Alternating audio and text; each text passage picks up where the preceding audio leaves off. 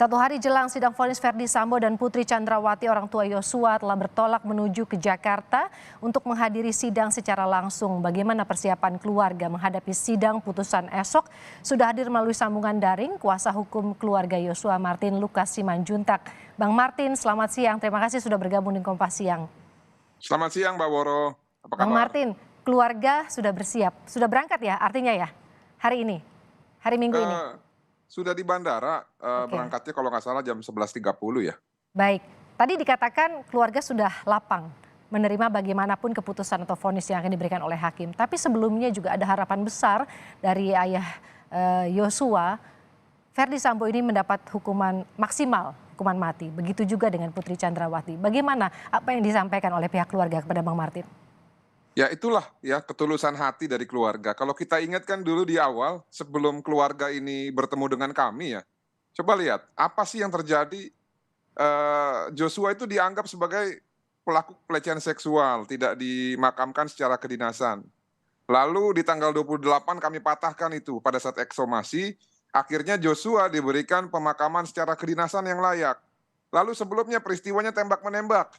Akhirnya berdasarkan dan juga akibat perjuangan keluarga dan kami dan juga dibantu oleh Richard di dalam proses penyidikan dan persidangan, akhirnya tidak ada itu yang namanya tembak-menembak. Yang ada adalah pembunuhan berencana, sehingga siapa namanya itu, Verdi Sambo dan istrinya dan juga para companion mereka, Ricky dan Kuat, ikut sebagai pelaku. Nah, sekarang sudah dalam tahap menunggu vonis ya. Jaksa sudah melakukan tugasnya dengan baik walaupun ada beberapa hal yang kami tidak sepakat gitu ya. Namun ini sesuai dengan apa harapan dari keluarga, terbukti secara sah dan meyakinkan perbuatan pembunuhan secara berencana. Khusus untuk Verdi Sambo itu juga ada pasal 49. Nah, tidak salah rasanya apabila keluarga berharap ya, mengingat juga tidak ada hal yang meringankan, maka apabila bisa divonis maksimal ya itu adalah suatu ketetapan hakim. Namun apabila tidak, ya tadi kan seperti keluarga yang sampaikan bahwa apapun akan dihargai. Tapi kalau menurut saya ya, menurut pandangan saya, vonis untuk Bapak Verdi Sambo tidak akan jauh dari 3 ancaman hukuman yang ada di pasal 340. Nah, yang menarik adalah sekarang Ibu Putri Chandrawati. Betul. Ibu Putri Chandrawati ini adalah sebagai pemicu, bukan sebagai penyerta biasa. Nah, keluarga memberikan kepada kami kewenangan untuk bisa menjawab terhadap pers.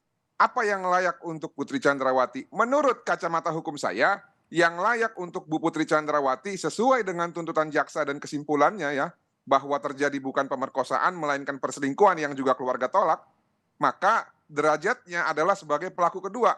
Maka Bu Putri Chandrawati layak dihukum minimal 2 kali lipat dari tuntutan jaksa atau maksimal 20 tahun penjara. Kenapa seperti itu? Karena kalau seumur hidup itu tidak adil juga, Mbak Woro. Kenapa?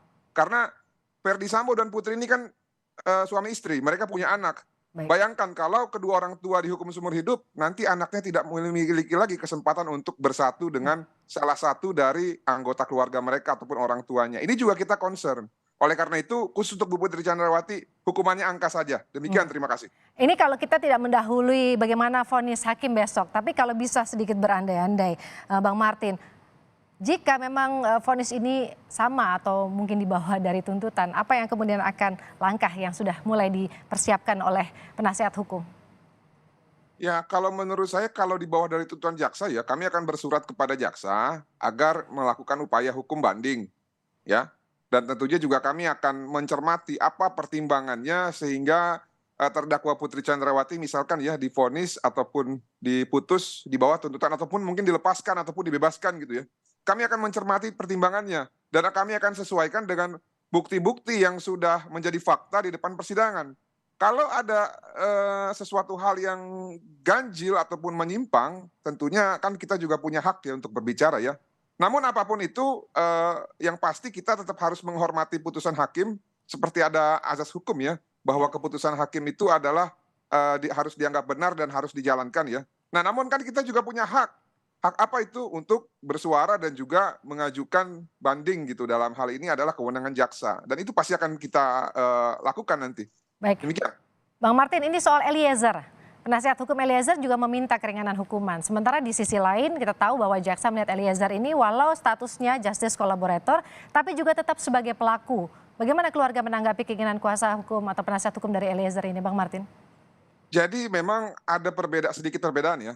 Kalau keluarga kan minta Richard Eliezer adalah terdakwa yang wajib diberikan putusan hukum ya ataupun hukuman yang paling ringan dari antara terdakwa yang lain. Sampai di situ keluarga sependapat gitu ya.